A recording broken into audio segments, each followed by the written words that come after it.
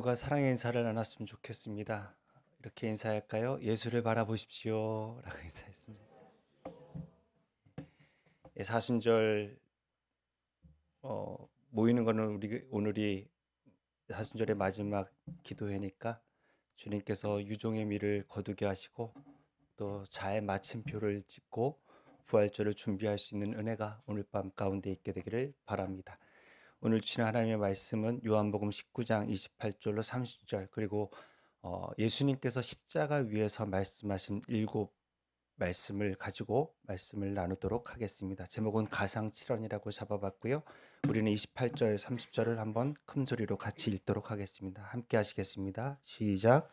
그 후에 예수께서 모든 일이 이미 이루어진 줄 아시고 성경을 응하게 하려 하사 이르시되 내가 목마르다 하시니 거기 신 포도주가 가득히 담긴 그릇이 있는지라. 사람들이 신 포도주를 적신 해면을 우슬초에 메어 예수의 입에 대니 예수께서 신 포도주를 받으신 후에 이르시되 다 이루었다 하시고 머리를 숙이니 영혼이 떠나가시니라. 아멘.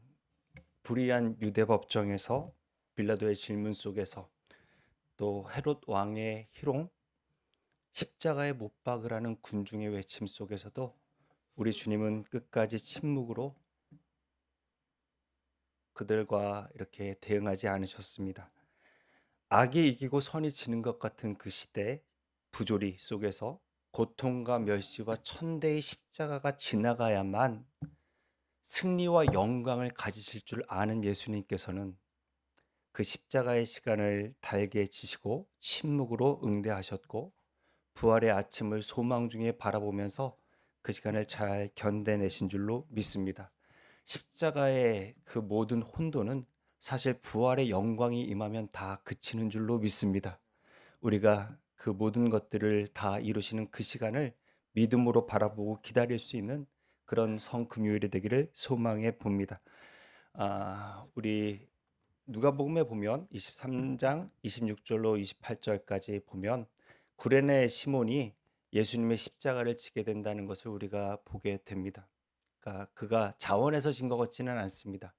강제로 징집을 당해서 로마 군병의 명령에 쫓아 그 십자가를 졌는데 모르고 졌고 강제로 졌고 억울하게 진 것 같지만 그것이 아마 그의 평생의 가장 큰 영광과 또 상급이었던 것을 우리가 기억하면서 지금 우리에게 허락된 이 고난의 십자가, 그 허락된 그 십자가를 우리가 그 깊은 의미를 다 알 길이 없고 또 모르고 있더라도 자원하지 못하더라도 억울하게 졌더라도 또 주님께서는 그것을 합력하여 선을 이루실 수 있는 분이라는 것을 우리가 이 성금요일에 믿음으로 선포할 수 있는 은혜가 우리 가운데 있게 되기를 바랍니다.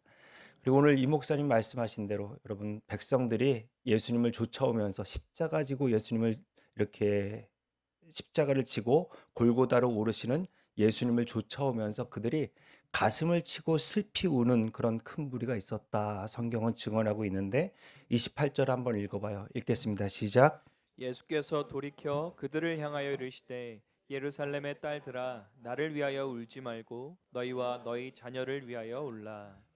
100kg가 넘는 나무 십자가를 치고 올라가시는 그 절체절명의 위기 속에서 호흡이 가쁘실 텐데도 이렇게 가슴 치며 슬피 울며 따라오는 여성들을 향해서 우리 주님께서는 나를 위하여 울지 말고 너희와 너희 자녀를 위해 울라라고 말씀하시네요. 지금 고난을 받으시지만 고통 중에 계시지만 분명히 부활하시고 승리하시며 영광을 입으실 예수님을 위해서 울 게 아니라 니네들이 진정 울어야 되는 일은 이 복음을 나를 거역하고 멀지 않아서 완전히 멸망할 예루살렘을 보고 니네가 울어야 되는 것이 마땅하다라고 주님은 말씀하십니다. 여러분 우리는 정말 왜 울어야 되는지도 모르고 무엇을 위해서 울어야 되는지도 잘 모르는 것 같습니다. 정말 이 금요일에 우리가 무엇을 위하여 울어야 되는지를 분명히 주님이 가르쳐 주시는 그런 귀한 저녁이 되기를 소망해 봅니다. 사랑하는 여러분, 오늘 이 밤에 말씀 가운데 성령님이 역사해 주시기를 진홍보다 붉은 주홍보다 붉은 내 죄가 성령과 말씀 안에서 분명히 드러나는 은혜가 있게 되기를 바라고, 그 죄의 비참함과 그 참혹함과 무능함과 부패함을 확인하고 내가 얼마만큼 주님의 은혜가 필요한 자였는지를 고백할 수 있는, 그리고 주님께서 나의 죄를 위하여 어떤 일을 행하셨는지, 내가 한 일에 대해서 너무 궁금해 하시거나 너무 집중하지 마세요. 별로 안 중요해요. 그 죄, 내가 저지른 죄를 위하여 주님이 무엇을 하셨는지를 분명히 깨닫고 볼 수 있는 그런 성금요일이 되기를 다시 한번 소망해 봅니다. 그래서 정말 내가 얼마나 교만하고 완악했는지, 어떻게 주님을 거역했는지, 그리고 그 처참한 죄를 위하여 주님이 어떠한 대가를 치르셨는지를 분명히 확인하고, 이 복음의 기쁜 소식을 머리로 아는 것이 아니라 가슴으로 만나고 알게 되는 저와 여러분이 되기를 바랍니다. 그리하여 반드시 오늘 예배를 통하여 은밀한 죄가 다 끊어지고, 교만한 자아를 다 십자가에 못 박고 하나님과 멀어져 세상 쪽으로 나아갔던 그 걸음이 그냥 분명히 돌이키게 되는, 메타노이오, 뒤로 돌아가라는 선언 속에서 우리의 삶의 방향이 변화받는 그런 성금요일이 되시기를 온마음 다하여 축복합니다. 제가 서두에 말씀드린 것처럼 십자가 상에서 7마디를 묵상해 가면서 오늘 주님이 주신 메시지를 나눌 때 저와 여러분에게 큰 은혜가 있게 되기를 바랍니다. 우리 19장, 요한복음 19장 2절 3절은 이렇습니다. 같이 읽어봐요. 시작. 군인들이 가시나무로 관을 엮어 그의 머리에 씌우고 자색 옷을 입히고 앞에 가서 이르되 유대인의 왕이여 평안할지어다 하며 손으로 때리더라. 마태, 마가, 누가는 분명히 빌라도가 십자가형을 언도한 다음에 이 고난과 고초와 조롱과 수모를 받았다고 기록하는데 반해서, 요한복음은 빌라도가 그 형을 선언하기 전에 이미 주님께서는 이런 고초와 고난을 겪으셨다는 것을 우리에게 가르쳐 줌으로써 세상 권세자에게 끌려다니면서 고난받으신 것이 아니라 우리 하나님께서 계획하신 대로 그 뜻대로 이렇게 구원의 구속사가 진행되고 있다는 것을 요한복음은 우리에게 계속 가르쳐 줍니다. 이 사형 집행관을 로마어로, 라틴어로 릭토르라 그러는데, 요한복음을 보면 잘 짜여진 공정처럼 정말 도살장에서 딱딱 공정대로 도축하고 그 가축을 죽여서 이렇게 이끌어가는 것처럼 너무나 치밀하게 정확하게 수모와 조롱과 고통 속에서 주님을 죽이시는 공정이 이루어지고 있는 것을 요한복음은 낱낱이 숨김없이 기록하고 있단 말입니다. 그런데 그들이 지금 이렇게 하고 있는 행위를, 내가 지금 이렇게 채찍질하고 조롱하고 수모를 끼치는 그 이가 흠없는 하나님의 독생자고 죄 없으신 분이라는 것을, 메시아라는 것을 그들은 알 길이 없었습니다. 이 고초와 고난 속에서 십자가를 지시면서 주님께서 처음으로 하신 말씀은 이 말씀입니다. 우리 같이 읽어볼까요? 읽겠습니다. 시작. 이에 예수께서 이르시되 아버지 저들을 사하여 주옵소서 자기들이 하는 것을 알지 못함이니이다 하시더라. 그들이 그의 옷을 나눠 제비 뽑으이세. 이 절체절명의 위기 속에서 우리 주님께서 처음 십자가에서 하신 기도는 아버지 저들을 사하여 주옵소서 자기들이 하는 것을 알지 못함이니이다. 저들은 누굴까요? 지금 우리가 앞서 읽었던 19장 2절 3절에 릭토르라 하는 로마 군병들, 저렇게까지 잔인하게, 저렇게까지 악랄하게 살아계신 하나님의 아들을 이렇게까지 해를 끼칠 수 있을까 하는 그 사람들. 겉옷은 나눠 가졌고 속옷은 제비 뽑아 가지면서 끝까지 조롱했던 그들. 또 하나는 제사장들 아닐까 싶습니다. 군중들 앞에서는 그들은 우리의 왕은 하나님 한 분뿐이십니다라고 그렇게 선포하고 거룩하게 예배를 드려놓고서도 로마 총독 앞에서는 우리의 왕은 가이사 한 분뿐이라고 그렇게 이야기하면서 더러운 이익을 취하고 지키고자 그들이 했던 그 위선을 우리는 잘 알고 있습니다. 그리고 더 무섭게도 그들이 아는 성경적 지식으로 우리 예수 그리스도를 조롱하며 핍박했던 그 대제사장들과 종교인들, 아마 그들이 아닐까 싶고요. 또 지금 여러분 바로 닷새 전에 주님이 입성하실 때 호산나 주의 이름으로 오시는 이여 그렇게 찬송했다가 지금 십자가에 못 박으소서라고 외칠 뿐만 아니라 어떻게 예수님과 바라바가 붙었는데 그걸 바라바를 살려달라 그러는지 참 그것도 그 정신세계도 도대체 이해가 안 갑니다. 어떻게 그럴 수가 있을까 하는 그 군중들이 아닐까 싶습니다.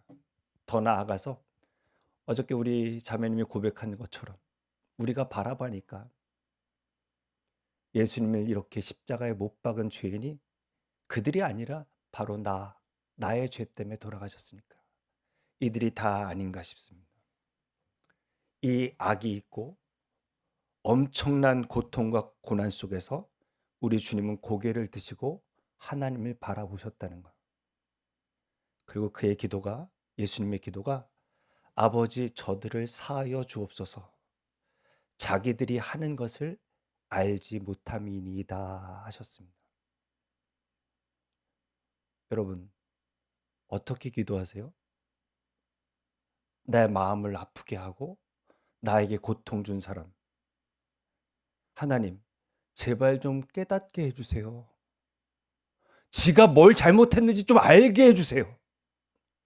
저에게 용서를 구하게 해주세요. 그리고 제가 용서할 수 있게 해주세요. 혹시 이렇게 기도하시진 않으십니까? 우리 주님은 그들이 모르는 걸 아세요. 하나님, 저들을 용서해 주세요. 저들은 모릅니다. 입니다.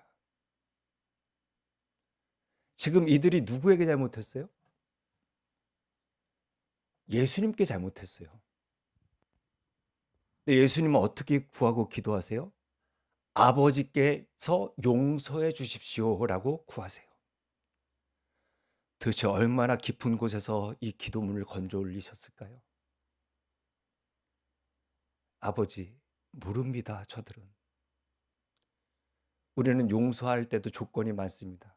제가 알면은 용서해 줄게요. 제가 나한테 용서를 구하면 내가 용서해 줄게요. 이런 식으로 용서가 찾아오지 않아요. 사랑하는 여러분, 많이 마음이 상하셨습니까? 저들은 모릅니다. 예수님은 교회와 저를 당신과 동일시하셨습니다. 나를 괴롭힌다는 것, 저를 괴롭힌다는 것, 이 교회를 해야 한다는 것, 이것이 하나님 앞에 얼마나 큰 죄인지 여러분을 지금 괴롭히는 그 사람은 모릅니다.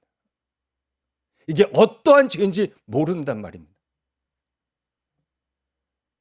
우리는 그를 정말 기도로 하나님께 맡겨드리면서 용서라고 표현하고 싶지 않습니다. 내가 그를 완전히 기도로 하나님께 이렇게 올려드리는 것으로 우리에게 주어지는 것은 진정한 자유라고 말씀드리고 싶습니다. 사랑하는 여러분, 그를 향하여 기도해 주실 수 있는 예수의 기도를 담는 오늘 밤이 되기를 바랍니다.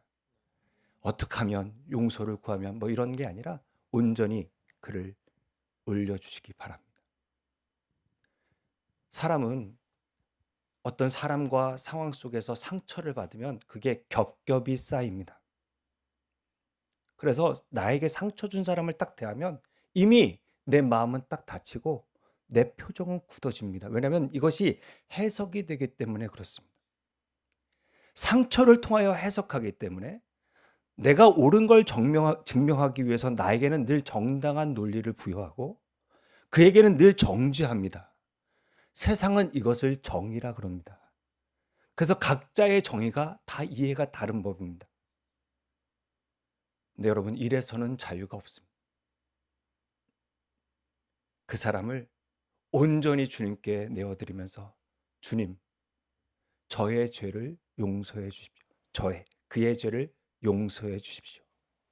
그는 모릅니다. 라고 구하고 기도할 수 있는 그런 진정한 자유가 선포되는 저와 여러분 되기를 바랍니다. 근데 우리는 그럴 실력이 없어요, 여러분. 제 목사 아닙니까? 주안역에 가는데, 차를 타고 가는데 이쪽은 아예 차선이 움직이지도 않고 1차선을 가는데 앞차가 가지를 않아요. 저는 급해 죽겠는데. 제 목사 아닙니까? 참아야지.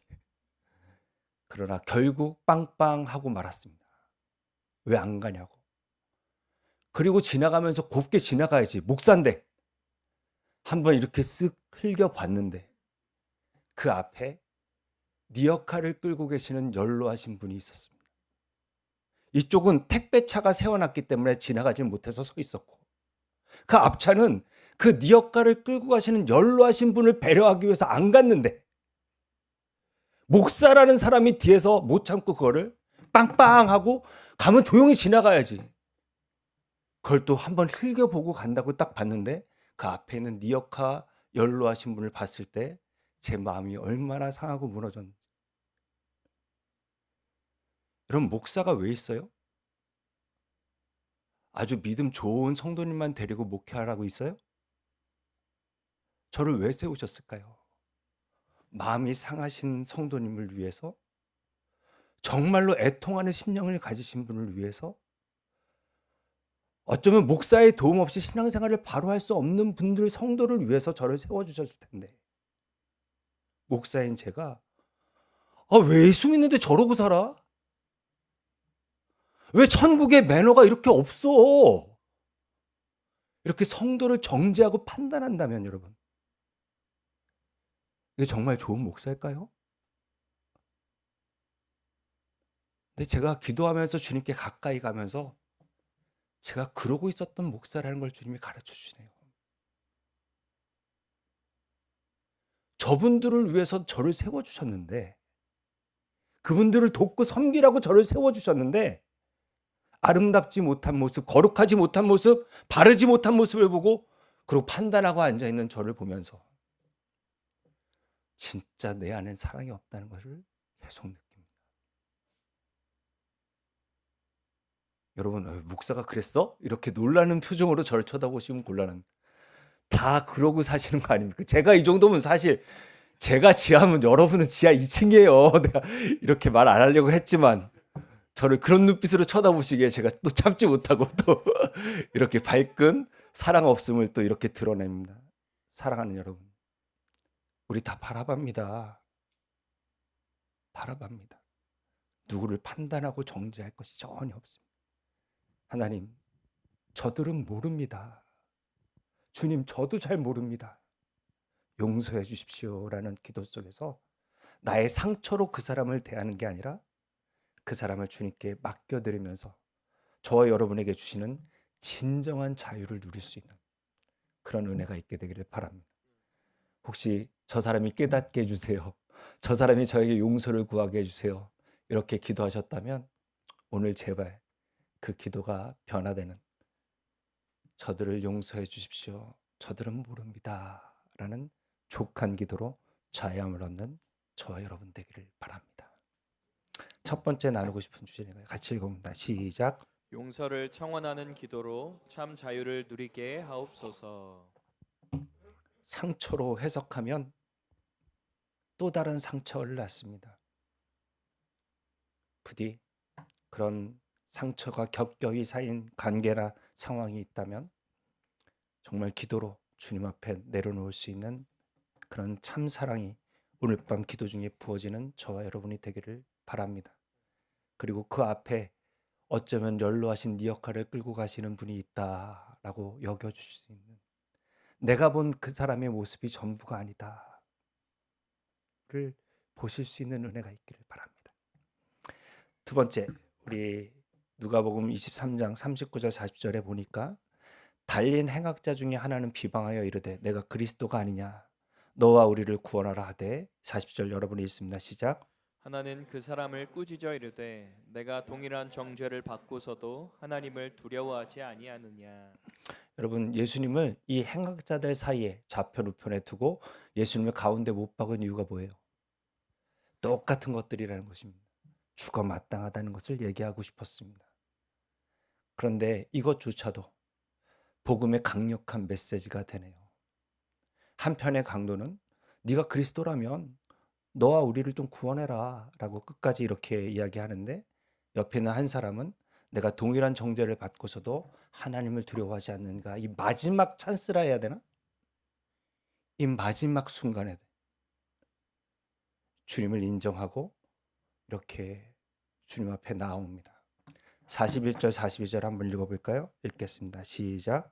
우리는 우리가 행한 일에 상당한 보응을 받는 것이니 이에 당연하거니와 이 사람이 행한 것은 옳지 않은 것이 없느니라 하고 이르되 예수여 당신의 나라에 임하실 때에 나를 기억하소서 하니.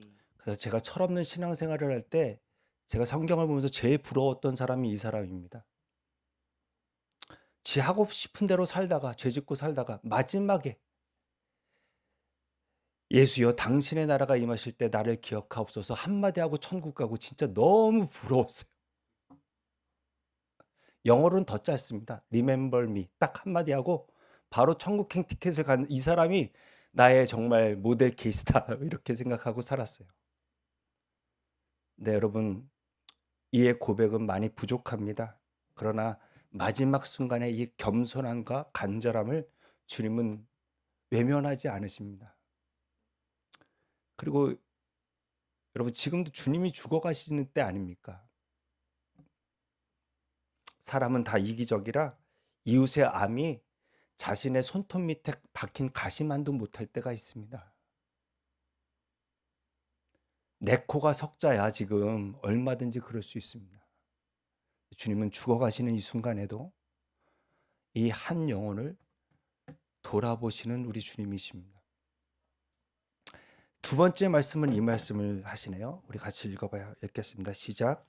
예수께서 이르시되 내가 진실로 내게 이르노니 오늘 내가 나와 함께 낙원에 있으리라 하시니라. 그래서 여러분 이 부족한 고백을 주님은 부족하다 안 하십니다. 때늦은 후회는 있을 수 있지만 때늦은 회개는 있을 수 없습니다.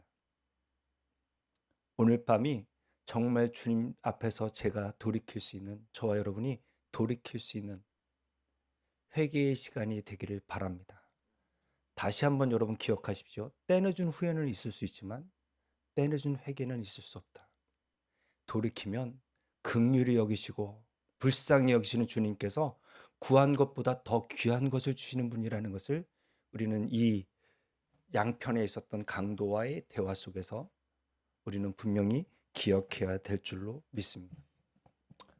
여러분, 세상은 우리에게 이걸 기대합니다. 야, 지금 내 코가 석자야 지금. 이런 세상과 똑같은 논리가 아니라 이 위기 속에서도 돌아보기를 바랍니다. 여러분 이런 얘기 들어보셨어요? 야, 너 절에 다니면서 왜 그러냐? 너 제사도 그렇게 열심히 지내면서 왜 그렇게 사냐? 이런 얘기 들어보셨어요? 늘 세상은 뭐라 그래요? 야, 너 교회 다니면서 왜 그래? 이 얘기는 해도 너 절 다니면서 왜 그러냐? 이런 얘기는 안 해요. 왜 그래요? 세상도 알아요. 소망은 교회밖에 없다는 걸. 그래서 다른 사람 그렇게 사는 거 뭐라 그러는데 어디 그런 적 경험하셨어요?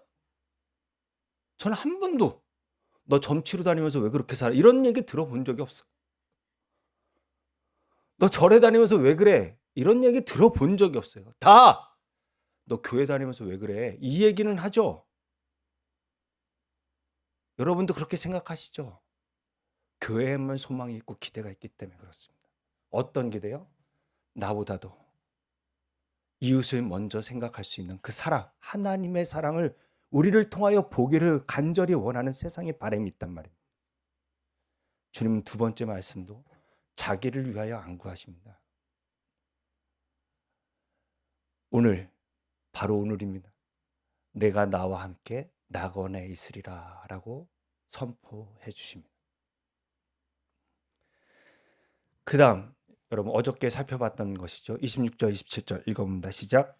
예수께서 자기의 어머니와 사랑하시는 제자가 곁에 서 있는 것을 보시고 자기 어머니께 말씀하시되 여자여 보소서 아들이니이다 하시고 또 그 제자에게 이르시되 보라 내 어머니라 하신대 그때부터 그 제자가 자기 집에 모시니라. 예, 어저께 말씀드렸습니다. 예수님께서 마지막 그 순간에도 육신의 어머니에 대한 봉양을 그치지 않고 이렇게 이름을 부르지 않고 사랑하는 제자에게 자신의 어머니를 의탁하시는 장면을 우리가 보게 되었고 이것이 교회가 하늘 가족의 원형이 되었다라고 말씀드렸습니다. 우리는 십자가 아래서 다 하늘 가족인 줄로 믿습니다.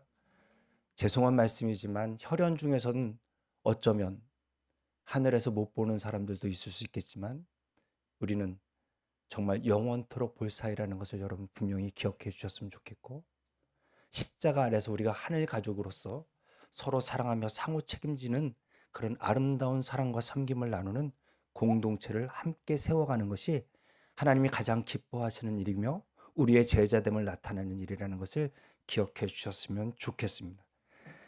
고통의 십자가에서 세 번째까지 말씀이 자신을 위한 것이 하나 없습니다. 다 가족과 이웃을 위하여 주님은 기도하셨습니다. 그 예수를 닮아가는 저와 여러분이 되기를 바랍니다. 여러분 주님이 제일 사랑하시는 이 제자는 어머니를 맡은 죄로 자기 동기들이 다 세계 열방까지 땅끝까지 뛰어나가면서 사역을 하고 명성을 떨칠 때 그 예수님의 노모 마리아와 함께 촌부로서 시골에서 늙어갑니다. 그는 질투가 없었을까? 아, 나도 저렇게 멋지게 좀 사역하고 싶다라는 생각이 없었을까? 그런데 제자 중에 제일 오래까지 살아남아서 지금 이렇게 요한복음을 우리에게 이렇게 전해주게 되고 요한 서신을 주고 요한 계시록을 또 다른 방법으로 하나님이 아름답게 그를 사용하시고 세우시는 것을 보게 됩니다. 여러분 세상에는 투자해도 잃을 수도 있지만 주님께 드린 헌신은 절대로 주님은 잊으시는 법이 없습니다. 그리고 이 예수께서 세 번째까지 다 이렇게 다른 일을 돌보셨다는 것, 가족을 돌보시고 교회를 생각하셨다는 것을 우리가 분명히 기억하고 제발 여러분 내 코가 석자야 나부터가 아니라 어느 순간에서도 이웃과 또 가족을 배려할 수 있는 그런 참 사랑으로 서실 수 있는 은혜가 우리 힘으로는 안 되지만 오늘 기도 가운데 십자가 사랑을 덧입은 사람으로서 그렇게 구하고 기도하실 수 있는 저와 여러분이 되기를 바랍니다. 두 번째 기도는 이 기도입니다. 우리 같이 읽어볼까요? 읽겠습니다. 시작. 영혼을 교회를 먼저 생각하는 사랑을 주옵소서. 아멘. 목사가 제일 기쁠 때, 아, 저분이 진짜 교회를 사랑하시는구나. 저분이 정말 세런을 사랑하시는구나. 제일 기쁜 순간입니다. 아마 목사인 제가 이 정도로 기쁘다면 우리 주님은 기뻐 뛰실 것입니다. 영혼을 교회를 먼저 생각하는 그런 사랑을 주십시오라고 오늘 저녁에 우리가 함께 구하고 기도했으면 좋겠습니다. 그 다음 네 번째 말씀인데 같이 읽어봐요. 읽겠습니다. 시작. 제 9시쯤에 예수께서 크게 소리질러 이르시되 엘리 엘리 라마 사박다니 하시니 이는 곧 나의 하나님 어찌하여 나를 버리셨나이까 하는 뜻이라. 여러분 이걸 읽어보면 약간 좀 원망과 탄식이 섞여 있다라는 느낌을 받을 때가 있습니다. 저만 그러나요?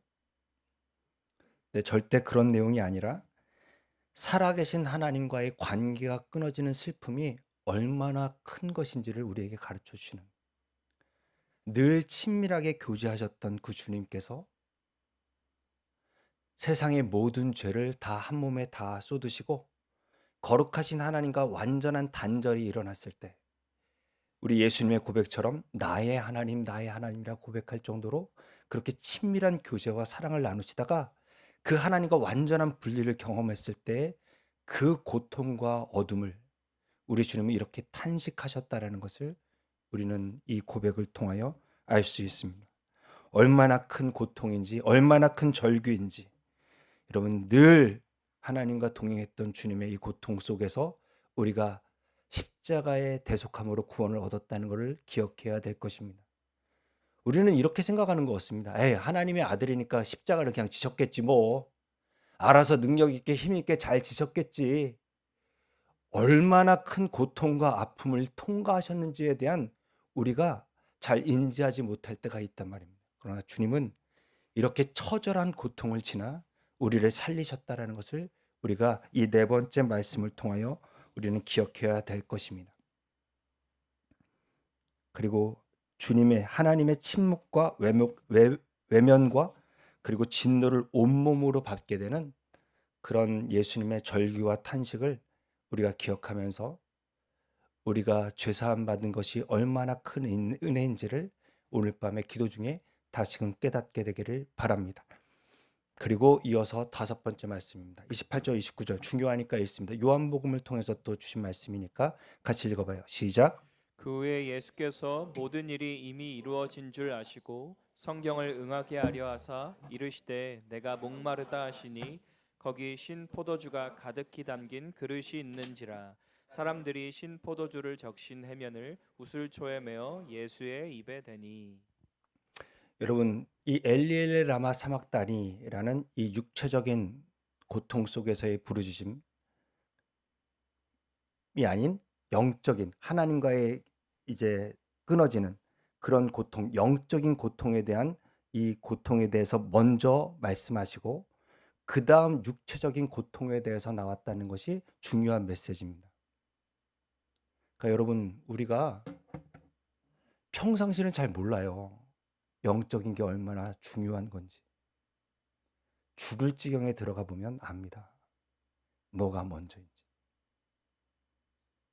영적인 고통이 얼마나 큰지, 그것이 얼마나 더 심각한 고통인지를 여러분 죽을 지경이 되면 그때서야 비로소 이 오더링이 순서가 제대로 딱 서게 되는 것이 일단은 우리의 연약함이다라는 것을 이 네 번째 말씀과 다섯 번째 말씀으로 주님이 가르쳐 주십니다. 영적인 단절의 고통이 훨씬 더 크다. 육체적인 목마름보다 훨씬 더 크다. 그런데 중요한 게 하나 있습니다. 성경을 응하게 하기 위해서 목마르신 건가? 라는 생각을 갖게 되는데 29절에 이 성경에 응한다는 것이 무슨 뜻인지를 알려주십니다. 신포도주가 가득히 담긴 그릇이 있는지라 사람들이 이 신포도주를 적신 해면을 어디에 메어서요? 우슬초에 메어서 예수의 입에 댔다. 우슬초 하면 생각나는 성경 구절이 있으세요? 두 군데가 생각나야 됩니다. 우리 그레이스 교회 성도들은. 첫 번째, 출애굽했을 때 그때 어린 양의 피를 문지방과 문설주에 발랐을 때 우슬초를 통해서 발랐고 다윗이 시편 51편에 회개 기도할 때 우슬초로 나를 정하게 하십시오. 양의 피로 어린 양의 피로 나의 죄를 나는 모태 중에 죄 중에 잉태했는데 주님께서 저를 하나님께서 우슬초로 정하게 하십시오라고 씻어주신 그 장면을 그대로 가져왔습니다. 그래서 여러분 이 내가 목마르다 표현하신 이것조차도 성경에 응하게 하셨다라는 것은 이 예수님의 죽으심 십자가의 피 흘리심이 이 출애굽의 완성 유월절 어린 양을 택하여 우슬초 묶음으로 그 피에 적신 그 대속의 사역이다라는 것을 분명히 우리에게 가르쳐 주시기 위해서 요한복음은 내가 목마르다라고 표현하는 그것까지 성경이 응하게 하려 함이라 분명히 가르쳐 주시면서 이 신포도주를 우슬초에 적셔서 그 포도주가 뭐예요? 마태복음 누가복음에 기록한 대로 이 피는 나의 피 언약의 피니라. 포도주가 상징하는 것이 언약의 피라는 것. 어떤 언약의 피? 나의 모든 죄를 다 탕감하시고 대속하시는 나를 정결케 씻으시는 그 피가 지금 십자가에서 뿌려지고 있다는 것을 요한복음은 우리에게 정확하게 가르쳐주고 있고 이것이 예수 그리스도의 다섯 번째 목마르다라는 표현으로 우리에게 응한 것입니다. 여러분 하나님께 거룩하신 하나님께 나오는 길은 예수께서 우리를 대신하여 죽으시는 이 길밖에 없는 줄로 믿습니다. 이 대속의 은혜가 얼마나 큰지 오늘 성령님께서 우리에게 가르쳐 주시기를 바랍니다. 여섯 번째 말씀입니다. 같이 읽어봅니다. 시작. 예수께서 신 포도주를 받으신 후에 이르시되 다 이루었다 하시고 머리를 숙이니 영혼이 떠나가시니라. 다 이루었다 하면은 이게 마지막 말씀이 돼야 되는 거 아닙니까? 근데 다 이루었다 하고서 이게 여섯 번째 말씀이고 한 말씀이 더 있어요. 요한복음은 구속사적 관점으로 지금 이 십자가를 통하여 우리의 죄가 다 사해졌다는 것이 완전히 이루어졌다는 것에 방점을 찍고 강조하고 있습니다. 그래서 이 순간 성소의 휘장이 완전히 가운데가 찢어져 위로부터 아래로 확 찢어지면서 예수님이 십자가의 죽으심으로 말미암아 우리가 거룩하게 됨으로 말미암아 성령이 우리 안에 거하시는 하나님의 전이 되었단 말입니다. 그래서 제가 우리 그레이스교회 성도님들께 예수님이 십자가를 왜 지셨어요? 물어보면 딱 우리를 성전 삼기 위함입니다 라고 대답해 주셔야 됩니다. 예수님이 죽으실 때 성소가 완전히 찢어지셨다. 이것을 히브리서 9장 11절로 12절은 이렇게 해석했습니다. 같이 한번 큰 목소리로 읽어봅니다. 시작. 그리스도께서는 장래 좋은 일의 대제사장으로 오사 손으로 짓지 아니한 것 곧 이 창조에 속하지 아니한 더 크고 온전한 장막으로 말미암아 염소와 송아지의 피로 하지 아니하고 오직 자기의 피로 영원한 속죄를 이루사 단번에 성소에 들어가셨느니라. 아멘. 예수 그리스도의 보혈 그 피로의 공로로 말미암아 우리는 하나님의 자녀가 되는 권세를 누리는 줄로 믿습니다. 그 피로 말미암아 저와 여러분 안에 성령이 내주내지하시는 하나님의 성전으로 살아가는 그런 영광이 우리 가운데 이미 이루어진 줄로 믿습니다. 이것이 가장 기쁜 복음의 소식이라는 것을 고백하실 수 있는 저와 여러분이 되기를. 그래서 복음서에 보면은 마태복음에는 막 무덤 문이 열리고 사망 권세가 깨어지고 막 예수님이 십자가에 달려 돌아가시는 그 순간에 놀라운 일이 일어났다는 것을 우리에게 다 가르쳐 주고 있는데 가장 중요한 다 이루었다의 표현은 성소의 휘장이 찢겨 이제 우리 영계가 열리면서 우리가 하나님과 직통으로 이제 교제할 수 있는 그 거룩한 문이 열렸다라는 것을 다 이루었다. 구속자적 관점에서 다 이루었다 표현하셨습니다. 그럼 여기서 끝나야 되는데 일곱 번째 말씀이 있습니다. 같이 읽어봅니다. 시작. 예수께서 큰 소리로 불러 이르시되 아버지 내 영혼을 아버지 손에 부탁하나이다 하고 이것은 이 말씀을 하신 후 숨지시니라. 아멘. 그래서 아버지에 대한 예수 그리스도의 전적인 신뢰와 순종을 나타내면서 이제 이 모든 걸 다 이루었으니 주님 제 영혼을 받으시옵소서. 그래서 여섯 번째 말씀과 일곱 번째 말씀은 아마도 동시에 아마 말씀하셨을 것이다. 다 이루었다. 제 영혼을 받아주십시오. 여섯 번째 요한복음은 구속사의 완성을 강조했고 누가복음은 예수님과 하나님과의 이 친밀한 관계 처음부터 끝까지 헌신하시고 순종하시고 신뢰하신 아버지를 신뢰하시고 마지막까지 주님께 아버지께 자신을 의탁하는 예수 그리스도의 겸손이 복음서에는 강조됐다라는 것을 우리에게 가르쳐 주시는 그 여섯 번째, 일곱 번째 말씀이 되겠습니다. 우리 고린도후서 4장 8절로 11절 너무 중요하니까 우리 같이 읽겠습니다. 시작. 우리가 사방으로 우겨쌈을 당하여도 쌓이지 아니하며 답답한 일을 당하여도 낙심하지 아니하며 박해를 받아도 버림바 되지 아니하며 거꾸러뜨림을 당하여도 망하지 아니하고 우리가 항상 예수의 죽음을 몸에 짊어짐은 예수의 생명이 또한 우리 몸에 나타나게 하려 함이라. 우리 살아있는 자가 항상 예수를 위하여 죽음에 넘겨짐은 예수의 생명이 또한 우리 죽을 육체에 나타나게 하려 함이라. 아멘, 아멘. 이런 영적인 신비를 승리를 누리실 수 있는 저와 여러분이 다 되시기를 온 마음 다하여 축복합니다.